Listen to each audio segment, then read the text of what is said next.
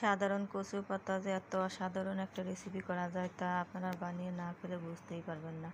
আসসালামু আলাইকুম। মৌলবি কচুর পাতা ভর্তা করবো আজকে। তার জন্য নিয়েছি কচু পাতা পরিষ্কার করে ধুয়ে কুচি কুচি করে কেটে নিয়েছি। আর একটা শুকনা কড়াইতে রসুন, কাঁচামরিচ আর সামান্য নামমাত্র শুকনা মরিচ দিয়ে ভেজে নিয়েছি। তারপর সব শেষে কয়েকটা কালি জিরা ফেলে ভর্তা করে ভেজে নেব। কালি জিরাটা বেশি ভাজতে হয় না।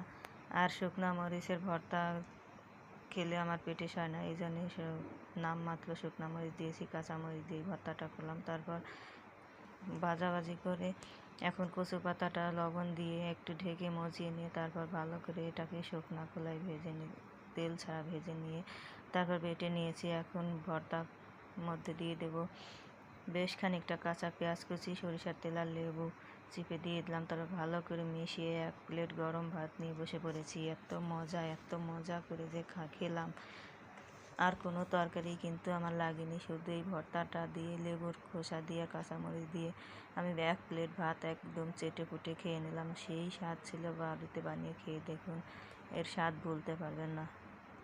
খেতে কিন্তু দারুণ হয়। সাধারণ কচু পাতা এভাবে ভর্তা বানিয়ে খেয়ে দেখুন, এক প্লেট ভাত নিমেষেই খেতে পারবেন।